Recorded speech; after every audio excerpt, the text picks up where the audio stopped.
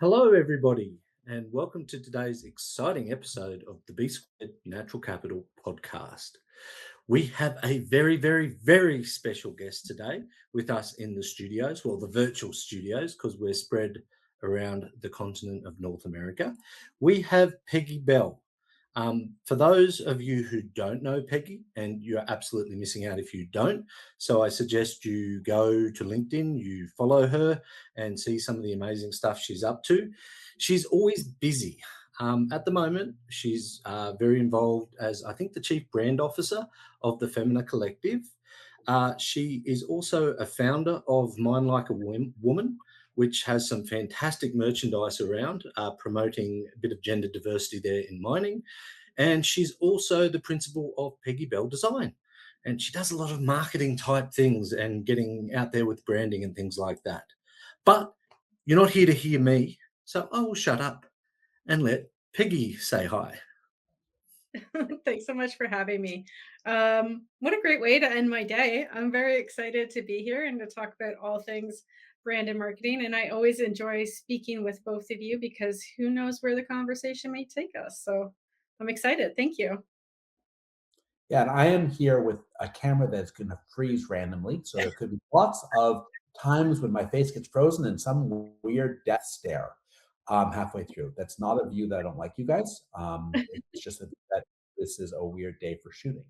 And I'm actually That I'm controlling the control board today, which makes it even more ooh. so. So I've got ultimate power. Well, let me just clarify that. The $20 I paid to the Russian hacker on Fiverr to freak out Benjamin's feet and slow him down is money well spent. It really is, but Boris is such a nice person too. Like, if you could have picked a better hacker, I mean, he sent me chocolates ahead of time to It was apologize. Boris the Russian bear. Like, how? Yes, Of course, I was going to choose him for my Fiverr money. you could have Anyway, enough of you that. you could have let's let's not go there. let's get back on topic. This is when our choice of Russian names gets very, very, very, delicate. Boris is a name that everyone can pick on. I had a former boss named Boris, so I think it's a fair name to pick on. But that is life. And if he's I mean, let's face it, Boris Yeltsin, I mean, let's be clear on all the Borises of the world. Boris is a very common Russian name. Let's have used the name that starts with a P, then we'd be censored by certain people, but we won't go there. So let's come back to what we're going to talk to today. Yes. I am a strong proponent of LinkedIn. I love LinkedIn. LinkedIn works for me. Peggy is Mhm. a strong proponent of all other social media. And having a Holds debate. me What? LinkedIn holds me hostage. Yeah, you fundamentally resent LinkedIn, and I fundamentally still love LinkedIn. And we were having a debate in a chat about this, and I said, "Hey, why don't we talk about this from a natural capital lens, from a perspective lens on how we differently view social media and why the difference in how we view it doesn't mean that either one of us is right, but it means that we potentially have a lot more to be gained by having the conversation around it." So, you can start off, Peggy, by talking about where you're heading right now. Yes. Sorry, just to jump in, my role in this discussion, I'm really old. So I think MySpace is good social media. Yeah. So I won't say a lot except for ask dumb questions. Dan is our cis het straight male from Australia who really gets me a lot of cheap beer whenever I want beer at any gay bar. Because there isn't a single gay waiter that doesn't think Ben is not gay. Oh, good to know. Oh, he's so Well, useful. Have you heard the story of how my wife and I met and I had to defend myself saying I could be gay? no, It's a long but story. We'll save that for another episode. And we'll put I my wife in to tell it because she's a lot funnier telling it than me. sounds interesting, but Sorry, that's information I'm back gonna to keep in my back pocket for the next time we're in the same town. yes, yes. So, do you want me to start with LinkedIn or do you want to start with your alternatives? Oh, why don't we start with LinkedIn? Because I know that you have a significant following that you quite enjoy, so I'm interested in hearing your thoughts. So I had an old social media guy, old school. So we're talking about those old Brooklyn Jews who ran social media from a deli counter I had where no idea that was a thing, but okay. entire group of people up there that used to be door-to-door salesmen, or they ran social media, where they would go to cafes and they would be social with people. Okay. And I hired him in about 2010 to sit with me, or probably 2010, 2012, 2013, somewhere in that range, to sit with me for 4 months. And he followed me around for 4 months. And then he quit.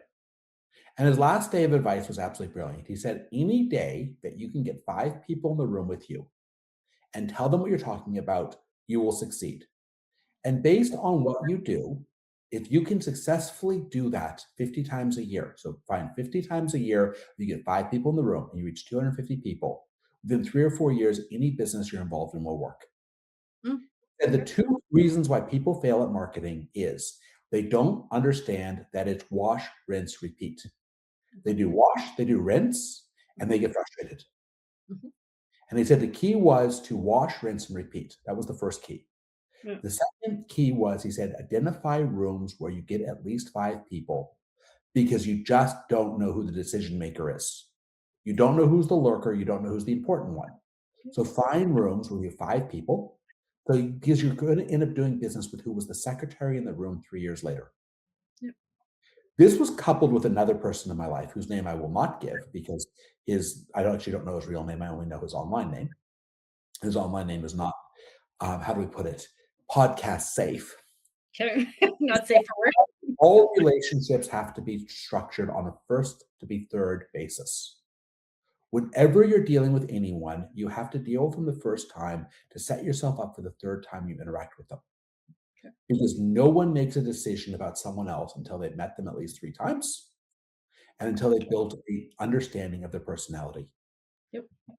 And we live in a world where everyone's trying very hard to be first to be first. We want someone to make a decision in less than 3 hours about us. We want the decision to come immediately. We want them to 100% agree with why we're doing what we're doing. We want it to happen with absolutely no stress. Yep. So I put these 2 ideas together. And I said, where can I get at least 5 people per post? And the only social media back then I could do that on was LinkedIn. Yeah. At that point, I was getting 50 or 100 people to read a post, and I thought I was doing really well. Like, I had weeks where I would have 2,000 people read my content. I thought I had died and gone to heaven. I think back then that was probably really good. So congratulations. It probably was. I don't know. I know understanding what good or bad was. Does that make sense? And then I realized that this was a venue where I could fundamentally impact people as a neurodiverse person, because they could meet me multiple times and develop an opinion about me without me having to sculpt on a repeated basis. I would continuously sculpt who I was over time using LinkedIn content to let people feel like they got to know me. Mm-hmm. And that's been my LinkedIn strategy for about 7 years. It has hit many a roadblock. It has failed numerous times. It has gone on hold numerous times, but it always draws me back, because no matter how it changes as a platform, it's a platform that serves those 2 masters. And those 2 masters are my core masters for marketing. So I think one of those comments that you made, I very much adhere to as well. And that is more, this came to me from the sales side, is that when I was working in environmental sales, obviously you always want to get to the decision maker at some point, like the real ultimate, like, you know, if you're going for that enterprise piece, which even with environmental assays, you want to get to. So you're constantly trying to get to the vice president. But the other side of it is project managers that hold maybe small budgets. One day they're going to be vice president. And so it's going to be a very, very long-term game that you play, especially in whether it's environmental or mining or infrastructure. Is despite the billions of dollars that go into those industries, it's a very small industry regardless. And so so that comment around the secretary is the same thing. The person that is, I don't know, project geologist or project manager today is one day going to be VPX or some sort of massive budget holder. So you should always start fostering those relationships. So it's kind of like a double-ended sword where you try to get to the VP, but ultimately, if you want to play the long game and preserve your reputation in the industry, it's project managers now that are going to hold that in 10 to 15 years time. So Peggy, sorry, Benjamin. if I want to cut you off, I'll use Boris. Right? No. So Peggy, and you're someone that does this as a business. You advise clients. Mhm. When you discuss the long term like that, what's the reaction you get from the client? Is it positive, or are they like, yeah, but I want this fixed tomorrow? Yeah, so that's a good question. I do think that when we're looking at brand and marketing, and this was described to me by somebody else, is brand and marketing is worried about what's going to happen, 2 to 3 months down the road. Sales is what's happening now. And so those are two different things as well. But so it can be hard to go in to a client and say, like, especially if you're starting from scratch, as in you have zero, like you're not even on LinkedIn. We're creating an account for you. This is a very long-term place to be. Do not expect you're not going to hit 200,000 people in 2 years. And I can tell you, once we do get to other platforms, the people that do that are typically bringing an audience from another platform. They're not starting from pure scratch. And so it is a piece where you need to, um, so it is a place where you need to spend some time and to understand how that's going to work. And in the changing algorithms, that's getting more and more challenging. So when Benjamin was getting all those posts read in 2010, that's really great because the algorithms were way different. There wasn't nearly as much competition. We weren't inundated with information based on AI. So that is a totally different piece. So we need to, when I'm going in to talk to clients, there's a level of expectation that I try to set as far as we can get quick wins. But ultimately, if we're going to build a sustainable business, I want to know where you want to be for 5 years from now so that we can start putting those blocks in. And that can be a challenge because today it runs very, very quickly. And so typically, for my own sanity, I try not to work with people who are looking for super. I want 10,000 followers by June. Well, then I may not be the right person for you. But if you want something that is sustainable, that I can do. And that's where I think we have the interesting difference between the two of us from a marketing perspective. Yeah. I don't sell marketing. Yeah. I just don't. I market my products. I market what I own. I am a marketer of Benjamin, whether it be Brim, whether it be B squared, whether that be other my research papers. I market myself. I 100% don't work for marketing clients, Yeah. and therefore I've got a much more of a natural capital view around marketing because I'm a principal. I am aware of what I'm aware that every follower on LinkedIn is worth at least $300 to my account. Mhm. Aware that every student I teach is worth at least $6,000 to my future earnings. Those are the numbers that I've anchored on after doing a bunch of quantitative work looking at value. And those are numbers that have actually come down substantially because they were inflation adjusted, not inflation adjusted. So these were Yeah. numbers I came up with about 10 years ago. Mhm. And they've stayed remarkably the same from on a nominal basis, but not inflation basis. So the value of a connection has actually gone down in my mind by about 30, 40%. Yeah, that makes sense. The student has done the same. Yeah. But on the other hand, my network has doubled, tripled, quadrupled in the same time. So it's been an interesting, while each lead goes down in value on a real dollar basis, the number of leads I'm getting has gone up massively. So are your leads going down based on like a dilution piece or purely due to interest rates, or is it because there's a volume and it's not increasing, the lead value isn't increasing? Like how does So I think it comes back to your original statement about 10 years ago, 100 people reading an article was a really good thing. Yeah. 10 years ago, people were bored. There was a lot less noise in the world. There was a lot less things going on. So the value of a follower or the value of a connection was much, much higher Yeah. because you got a lot more of that person's alpha from them being in your life. Yeah.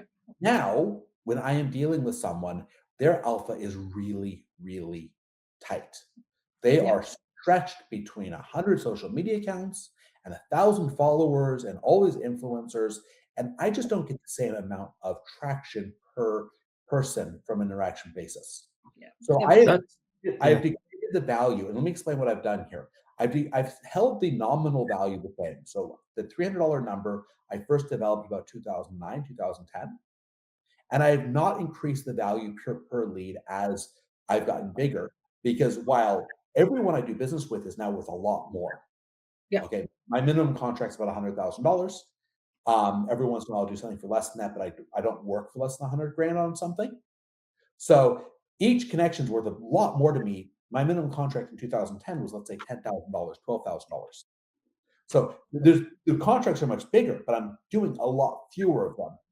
And Yeah. I'm spending a lot less time marketing and a lot more time doing.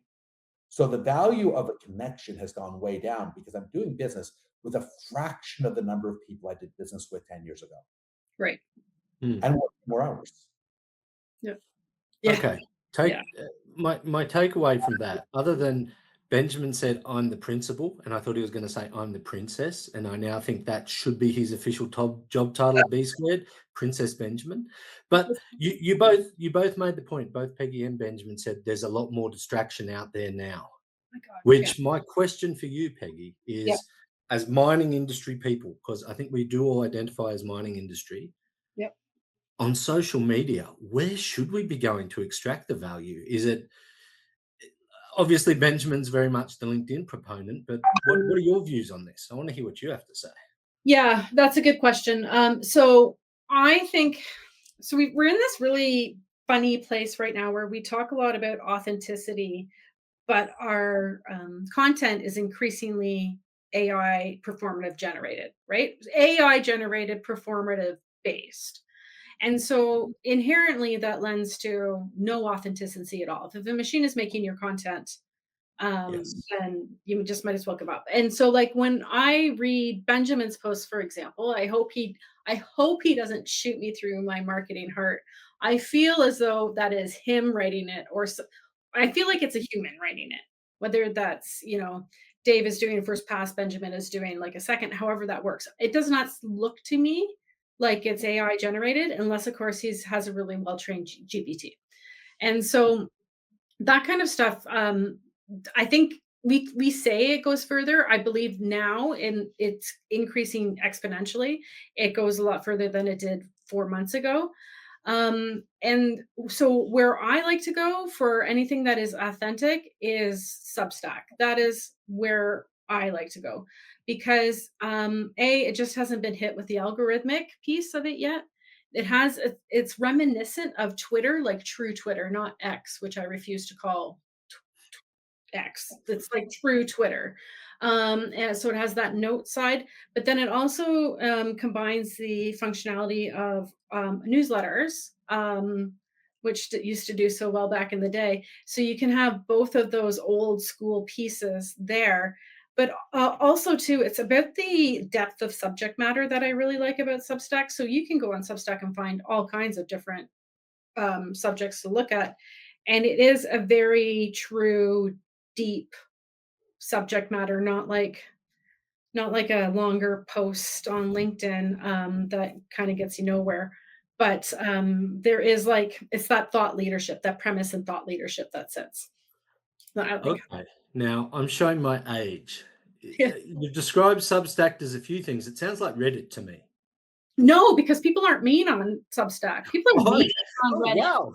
There's Oh a my social media platform with no mean people? No, well, not as mean as Reddit is disgusting. Like, I honestly, I go on to solve a problem really quickly, and then I get off it as quick as possible because people are rude. It's like Okay. TikTok comments Yep. times a gajillion. It's bad for your mental health. Okay. So and I've never seen, So I have heard of Substack. So Ben, But Substack is like a blog. It's Yeah. basically a blog site. But Yep. what's okay. unique about Substack is you can monetize it. So you can charge people to see your blog. You can have free versions, paid versions. You have multiple different layers. So the way I describe Substack is medium met OnlyFans. Yeah. Why the OnlyFans? It's the pay versus free content. They're both really good. Oh my gosh. I The was what? like, what? I'm feeling really old now, you two. Yeah. So it is. And it's multimedia too, right? So you can you could clip this podcast, right? turn it into an article and insert clips from the podcast itself into Substack. So that's why I like it. So And to Substack, if I went on Substack, Mhm. just humor me because I'm old and I don't get these things. I'm turning into my parents. If I So went on Substack, I wouldn't go there and say, I want to see content on natural capital or mineral processing and get it. They'd suggest things to me and then I'd have to no, subscribe. no, you can search by topic.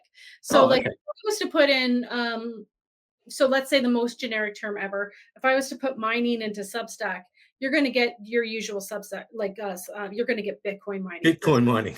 yeah, 100%. Like everything else, you Google mining, you get Bitcoins, but you also get a relatively interesting mix to use your critical thought on around like gold, copper markets.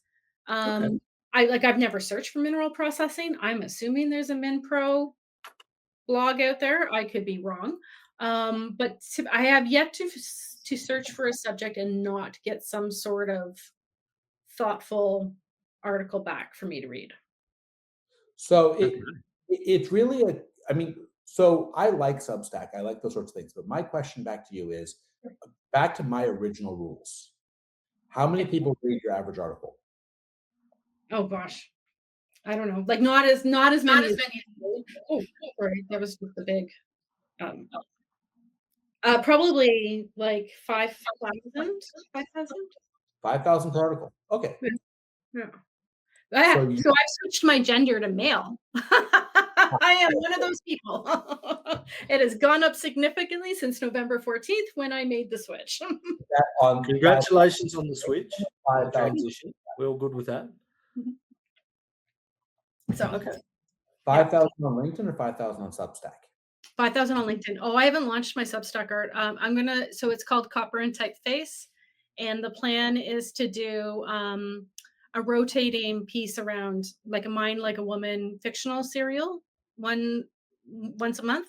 And then a real life, whether it's moderately satire or not, we'll see, a real life marketing branding.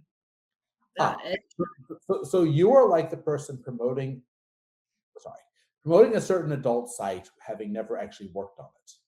I do notes. But I haven't done the actual no. But what I am is, as many people are in this world, which is important to note, is I am an avid lurker. And why is that important to note as a marketer? Is because let's say you reach, especially on LinkedIn, let's say you reach, I don't know, 3,000 people for a nice easy number. You reach 3,000 people, but a third of those are going to be quiet lurkers, right? And so they're not actually going to interact with your comment or your content, but they might be people who buy. So that's why the quiet lurkers or whatever people like me are interesting because it's going to still stick in my head, but it doesn't mean that I'm not. I will like and maybe comment, but I'm not posting as maybe as much. So I think where we're going to potentially disagree Okay. is that I am selling myself Yeah. and not selling products. Yeah. I don't have any fundamental desire to sell products, and I'm not particularly good at even selling myself. I'm remarkably, as Ben, who works with me, can say, I'm remarkably inefficient at following other people, and I don't sell that much. I don't spend that much time selling. Yeah. It's one of my goals for next year is to spend more time selling. Like I actually have a pitch goal for next year where I'm You going and to me. force myself to Mhm. pitch at least 5 times a week. I want to pitch at least once a day. I'm going to treat myself like a Congress critter in the United States Congress and actually make sure I spend a certain amount of time working the phones Okay. every day, even if I don't have anything to sell that day, Okay. which is an interesting place to be. So my goals, my problem historically has been I pitch, I catch a massively large fish. I don't want to tell you how large it is because the camera isn't big enough to hold my hands up for, with the two of you sharing the screen with me, but a massive fish. And then I eat on that for 6 months, and then I forget to fish. And then I go catch another big fish. I might be hungry for an hour or two, and then I do it again. Yeah. Now Yeah. I'm trying to actually get myself to the point where I have a constant factory of work and deal flow and stuff coming my way. So I'm going to start shifting slightly on how I'm selling. But the problem is I'm not really selling in the way that you are because I'm not selling for someone else. I'm not my time horizons just don't match yours. So I find that LinkedIn, while if I get a follower, I'm good, they're going to see me 5 or 10 times in the next month. I can do business with them in about 9 months, Mhm, and I might close a contract in 18 months. mhm. It's about 3.5 years from lurker to contract on LinkedIn. Yep. I can't imagine your average client has you for 3.5 years. No, no, and that can be a very big challenge for me. Is that going back to that long term, like that sales being very immediate? They want to know what's happening now, what's the lead generation looking like, and versus the marketing that might take a longer outlook. Like you, I am not good at selling myself. I might post a lot. It may seem commercial, but when it comes to getting meetings and pitching, that is not my strong point. And I do find one of the challenges I find in today's business environment is that those cold emails or cold calls, like cold calls went out the window. I started selling in 2015 and people had basically stopped cold calling at that point. Yeah. But those cold emails, like I'm getting I don't know, maybe a quarter of the response that I used to get. Like because we're constantly like being inundated with crap, and then on top of it, like people are always asking for your money, always on social media, and that is the biggest challenge. Is that how do you bridge that gap between uh, getting that lead generation or that email to book the meeting? And I think that people have definitely lost the value of connection in a true business sense, not from like, hey, let's do some business, more like what's your problem? How can I solve it? Like that very genuine, authentic piece has kind of gone missing. And that's why I do believe that the trend has been for a long time that we're going to go back to events overall in society. And I do think that that is definitely going to continue into the next year is events. So as someone who's neurodiverse, and Yeah. let's be clear, I You're am talking not. about you or me at this point. Or which one? Yeah. All three of us are neurodiverse in different ways. I think Ben is the best at masking it. Yep. I think Ben gets the masking award, but I think all three of us are neurodiverse. I like LinkedIn because I can be neurodivergent on LinkedIn and no one cares. Exactly. I, Me too. I can get my stuff out there. Yep. No one cares. Secondly, the important thing about LinkedIn is I don't have to maintain normal social niceties. So I get my stuff out there. I don't make small talk. I don't waste a lot of time chit chatting with people that I don't want to talk to. They either read my stuff or they pass it by. And I am not offended either way. I just don't care. So if I had to recreate LinkedIn from a total impact perspective, last year, roughly 1.7 million of my comments were served up to people, Mhm. to roughly 500,000 unique people. Mhm. And I would argue the average person when I write something thinks about it for at least 3 minutes, maybe 5 minutes in their day. I don't think the stuff I write is pretty, as you pointed out very politely earlier on, is clearly not AI because it's kind of obnoxious. I, I don't I don't think AI could ever be as obnoxious as my voice. I honestly don't think I've ever heard. I have spoken about your posts at length with other folks, and Interesting. it's never been in that context. It has always been, especially with the gold M&A or the mining M&A activity that's been going on lately. Yep. I always say you should follow Benjamin because he's got some interesting thoughts. And sure enough, like recently, I've had one person sent me your post from like a few months ago, and they're like, "Look, it came true." I'm like, "I know, that's what I'm saying." So But it was obnoxious. It was a I don't think it is. Maybe that's my Yeah, neurodiversity. but you're not a big game hunting South African macho man. True I story. think if that was your box, you would have found it very obnoxious. Maybe. I guess that's true. Good point. But okay, good, good, good. No, this is interesting. But I still want to pick your brains deeper, Peggy, because we've got you here to talk about social media and how to best utilize it to pull in people and engage with people. So we X is a no. I assume Truth Social's out. Oh my God, no. Sorry, that was okay. Sorry, was that like Me a bad? being that was me being obnoxious, don't worry. Dave can edit that Um, out if he wants to. My what my visceral response at that one, but No, his response would have been similar to yours. What about Facebook, TikTok, Instagram? Is that the way to go for mining or not? Or are we missing an opportunity? I don't know. I'm curious to hear. I think like every okay, so every brand and marketing advice from 50 years ago to some degree still holds true. And one of them is that like there's a reason why we all learn on this as trained marketers and writers and all these other things. And one of them is you need to think about your social media platforms as what the purpose is and who is consuming the media. So is TikTok and Instagram important to mining? Absolutely. It is it is imperative, and Facebook for that matter.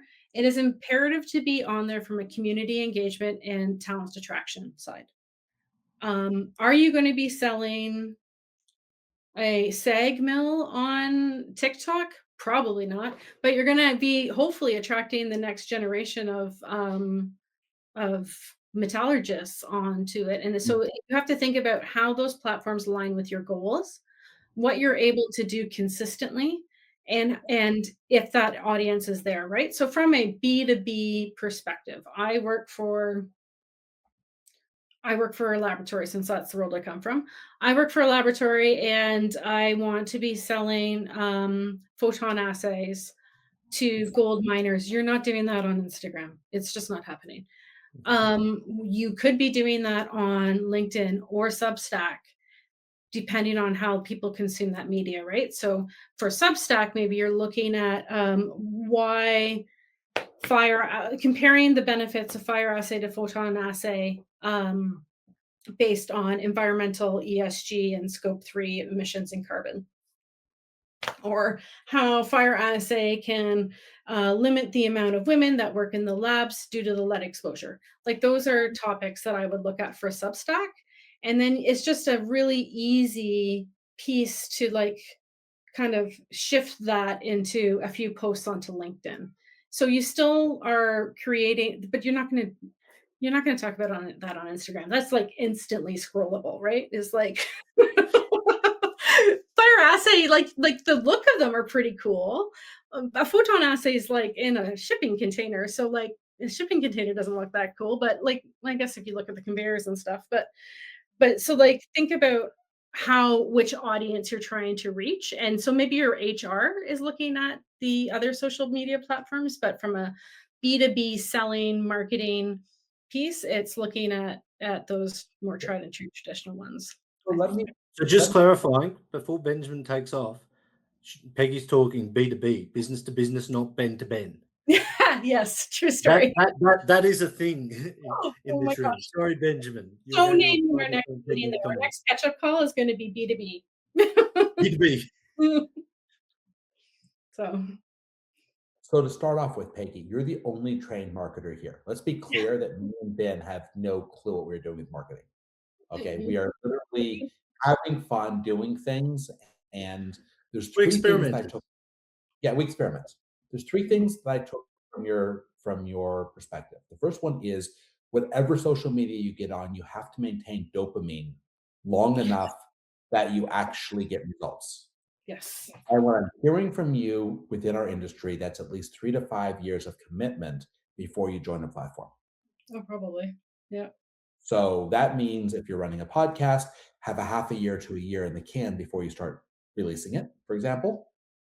If you're going to be signing a contract with you, have an 18-month to 2 year runway before you start judging it. Yep. That's what you're looking for out of your clients. So that's the first thing I got from that. Yeah.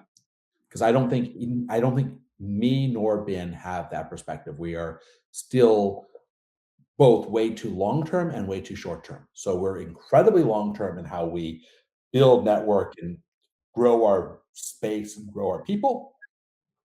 At the same time, we're basically killing what we're eating 3 weeks later. Yeah. So we're running both sides that we're not really running a long term strategy game. So that takeaway was incredibly valuable to me because I'm It's not gonna really be very tiring in the long run too. what That like ad hoc strategy can be very tiring in the long run. It can lead to burnout. So for us, I don't think it Really? leads to burnout, because we actually have broken it down in a remarkably simple way. I Mm, am only ad hoc for 1/3 of my life. that's good.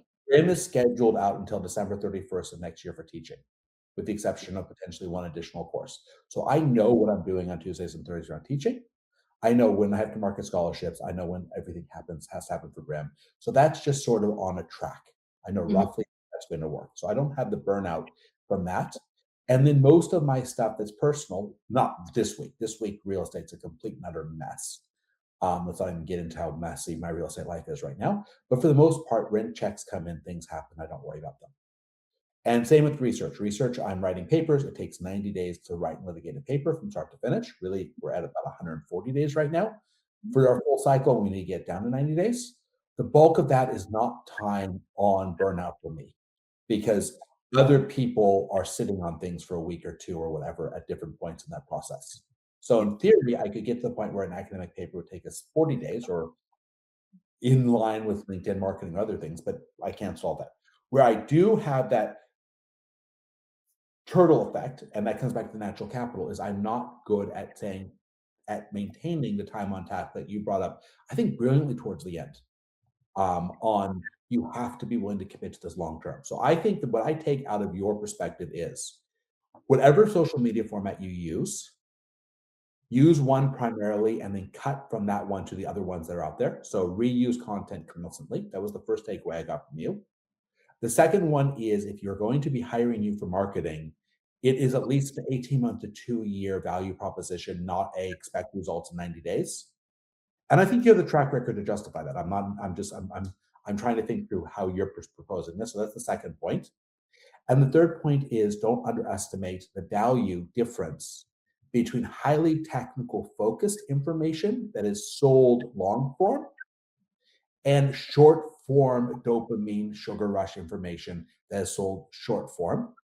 Yep. And understand which of those two you are doing, and don't try to do both with the same post or the same format. Oh Those are gosh. the ways I got out of you. Yeah, 100%. I think so when I create content, I try to get as much pieces out of it as in different ways. So for example, I had a meeting today with a potential client, and I said, let's say we write one article, and I interview you 1 hour a month. That hopefully is going to throw off between 8 to 10 pieces of content for different platforms. And we're going to choose those platforms based on what the content throws out, right? So yeah, so like I rarely work on Instagram. I have one client that I do Instagram for, and it's not an easy piece to do. So kudos to those that can do that. I So that's, I try to look at how can you repurpose. It can't be a like for like. You can't do an article on mineral processing on Substack and automatically substitute it to LinkedIn. It is a different tone and a different piece, but it is definitely that. But also the piece around the 18 to 2 years is, you're still going to see progress, right? It's um, the full breadth and depth of whatever it is that we set in that first meeting might take that long, because it takes time to build a business, and that's ultimately what we're doing, is we're building a business, and we're going to have to test and change and evolve and all these other things. And so you'll still see progress, you're still going to have leads coming in. It's just going to be like, looking back on it, we're going to be like, oh, so that's finally taking hold, and that is fun, or that finally has taken hold. And then the last piece around it is that I would tell you is that social media is not marketing, is, but it is not the end all be all only tool in your basket of things, right? You still have conferences and content creation, your website. Now you have to throw in generative engine optimization, and are you being found in Perplexity and ChatGPT and all these other things? So that's a whole other tool. So social media, if you go into marketing thinking social media is it, you're missing out on a really fulsome strategy that needs to be reviewed in greater depth. Cool. So to wrap up, these are amazing. I mean, these are great points. How do people engage with you? What do you want out of a client? If we're going to go off and sell you with this podcast to the world, your client looks like what? And what do you want to do for them? And how long of engagement are you looking for? And how can they find you? Yeah, so we have two options. One is the startup branding piece. So you know you have a business, you want to get some branding, you want to start being recognizable, and you have no idea what those mission, vision, values are. And so that might be a shorter engagement where we set that up for you for a couple months. The other piece is that longer term retainer.